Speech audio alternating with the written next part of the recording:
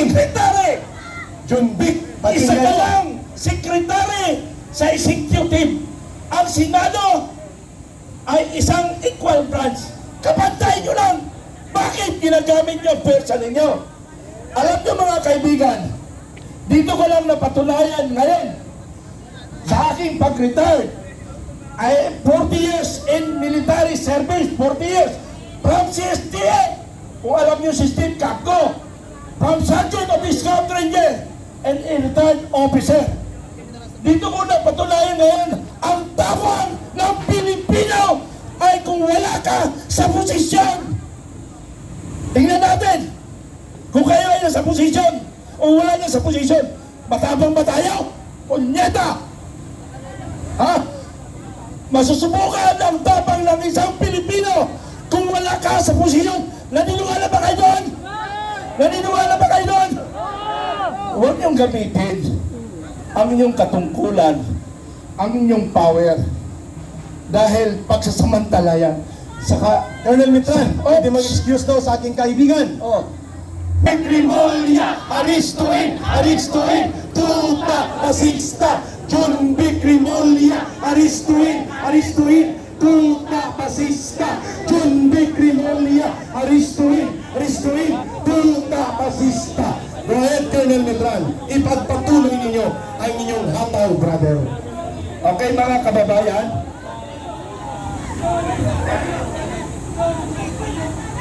sige, bayot-bayot daw. Ano ba yung bayot?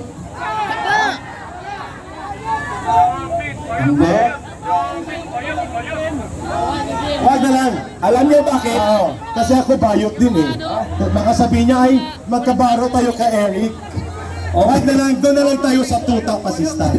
Nagtatanong sila, Colonel, pwede ba daw aristuin si John Vic Rimulya? Ay, aristuhin! Colonel Garin pwede, Attorney Garin pwede. Pwede. When you disrupt a proceeding of the legislative body, you can be arrested.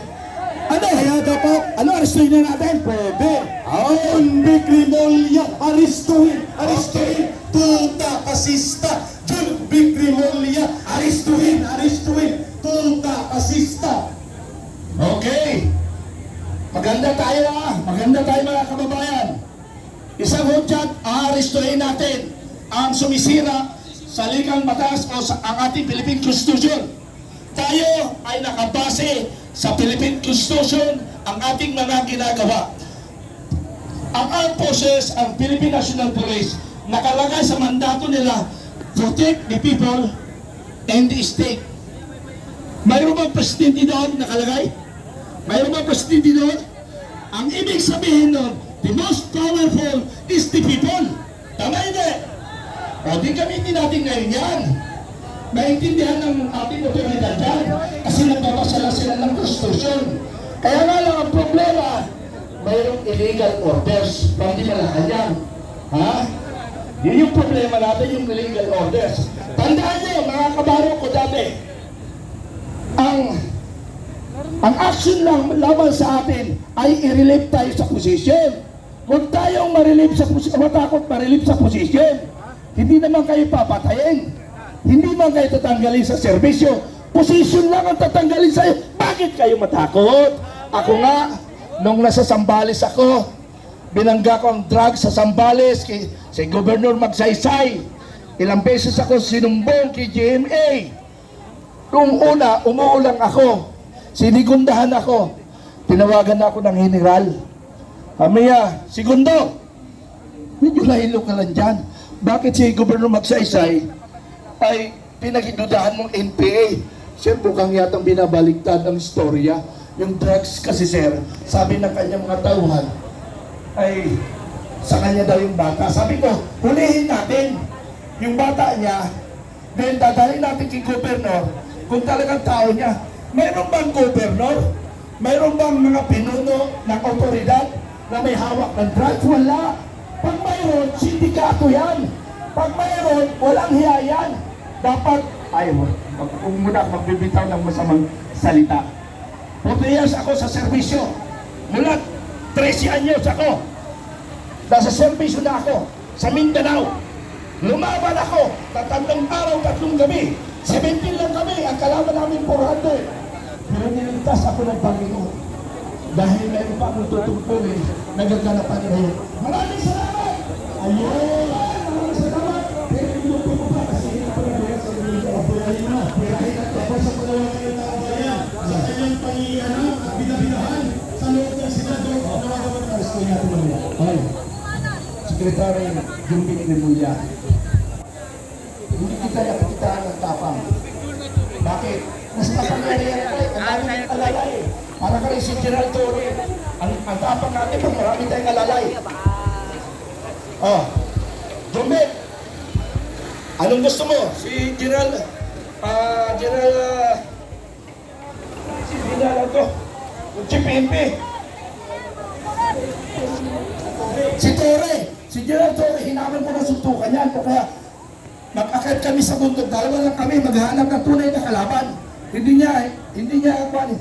niya tinanggap yung aming pag-cooperation. Dalawa lang kami. Sanay naman ako mag-isa sa bundok na maglalakad eh. Okay, Jumbin Remulla, anong gusto mo suntukan? Pero malaki katawan mo eh.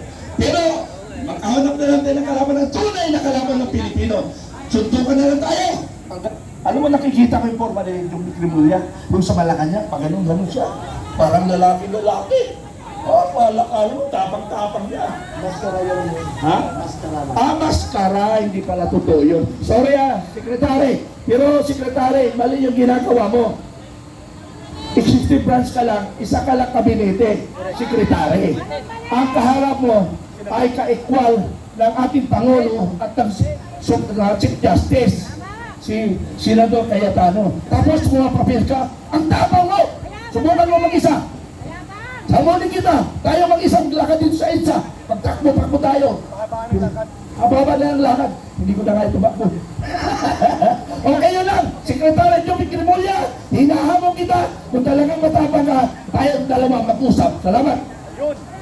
Ang mga kababayan, nais po nating pasalamatan. Yes. Vince, ikaw muna magpasalamat. Okay, maraming salamat sa ating mga kapatiran at alam natin patuloy pa ang kanilang pagdating dito. At tuloy-tuloy po ang pagdagsa ng ating mga kaibigan at kapatiran. In some few hours from now, they will be here sa lansangan sa harap ng Senado. May pakiusap po tayo, mga kababayan.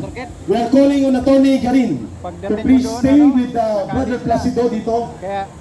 Please, everybody please. We also call on our brothers and sisters from Maisog at ang mga drums ready natin para coordinated ang tambol ng protesta at tambol ng paninindigan. Okay, wala lang pong mura ha, walang mura dahil may mga Christian brothers and sisters, may mga Muslim brothers and sisters na medyo sensitive sila kapag nakakarinig ng mura at ipanatilihin natin na iwasan na lang po ang pagmumura. Ang ampalaya at okra lang po at bigas ang pwedeng magmura. Magmura pala yun, hindi pagmura. Okay? So Beans, mga Maisog brothers, dagundong ng tambol ng protesta mula sa kapatiran at kaibigang Maisog, simulan natin. Go, isang minuto, go! Ayun, mas matunog. Tambol ng protesta, tambol na makikipagkaisa mula sa grupo ng Maisog. Ibasura ang impeachment, ituloy ang Senate Political Committee. Go! Mas matambol, mas matunog na tambol mula sa mga taga-Maisog.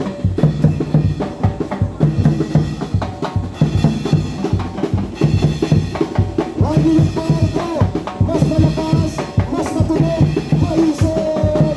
Tambol ng kapayapan, tambol ng protesta.